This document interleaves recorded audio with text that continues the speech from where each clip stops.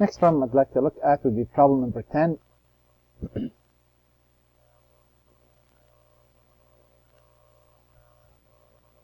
Now,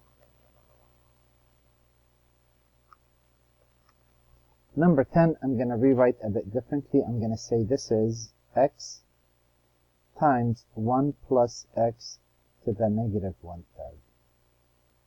And I'm going to say this is x times, so x is really x, but m is negative 1/3. So I'm going to say this is 1 plus m. I don't like that negative 1/3. Let me clarify. There we go. Negative 1/3 times x to the 1 over 1 factorial plus a negative 1/3 minus 1, that's negative 4/3 x squared over 2 factorial plus a negative 1/3 minus 1 minus 1 x cubed over 3 factorial. And the last, because they only want 4 of those, and if I subtract 1, that's negative 10/3 x to the 4 over 4 factorial.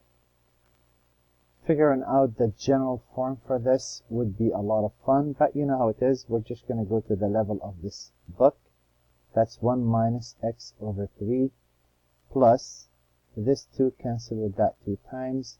That is 2 over 9x squared minus this is 3 times 2 times 1. 2 divides this 2 times. That is 14 over 3, 2, 3, 4, that's 81 x cubed plus this is 4 times 3 times 2 times 1. These cancel out, and I'm left with 2 divides 5 times, that's 35, divided by how many 3's? 1, 2, 3, 4, 5, 243 x to the 4th. And when you distribute x in, you'll get x minus x squared over 3 plus 2 over 9x cubed minus 14 over 81 x to the 4th plus 35 over 243 x to the 4th.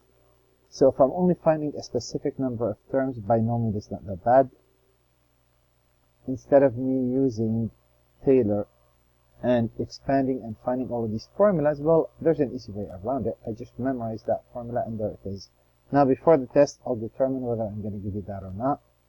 When we get to these problems, I don't know, 12 or 14, let's pick one of them. Let's say I want to do number, binomial 14. Or 12. We just did one like 14. 12. Here the same find the general form, but you'll notice the power is limiting in this case. That is, they didn't say how far to go. But I'm going to say this is 1 plus mx to the 1 over 1 factorial m into m minus 1. I suggest you write that on the homework as many times as it takes until you end up memorizing it. Now, does everybody see why I'm not going beyond 3? That's an x cubed. You can't find a higher order than 3 to express x cubed. Well, x is approaching x squared and m equal 3. So this is 1 plus m x squared to the 1 over 1 factorial m minus 1 x squared over 2 factorial m minus 1 m minus 2 cubed over 3 factorial. And that's how the list goes. And that would be 1 plus 3x squared plus 3x to the 4th plus x to the 6th.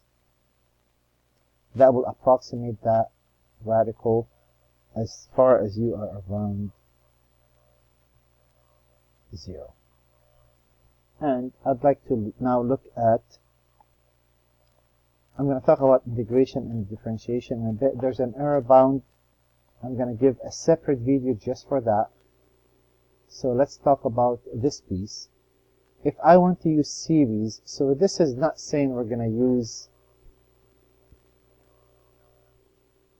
binomial or not. This is saying, suppose we have the following. Now we know, since we reviewed 4.5, we know if you plug 0, that's 1 minus 1. Oops, that's not what I meant. We know this is 1 minus 1 over 0, so we know this is 0 over 0. I can't use L'Hopital because the problem says use series. So this is the limit as x approaches 0, and e to the x, wouldn't that be 1 plus x plus, and again, this is not something you need to memorize. This is provided in that table. There's e to the x plus x squared over 2 factorial plus x, and so on and so on and so on. So let me list the, that would mean I could just go there and say, well, alright, I could do this a couple of ways. Sorry, wrong class. Here we are.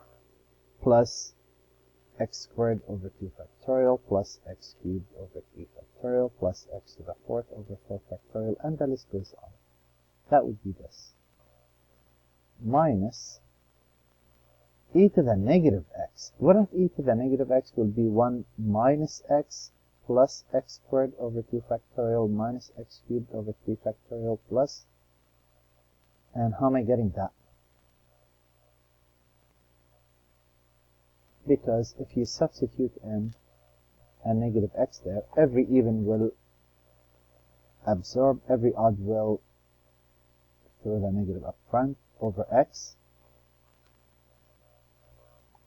And wouldn't this be the limit as x approaches 0?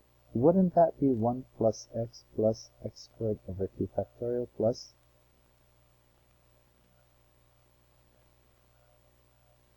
when I distribute this negative n, isn't that minus 1 plus x minus x squared over 2 factorial plus x cubed over 3 factorial minus x to the 4th? And what do you notice happens here?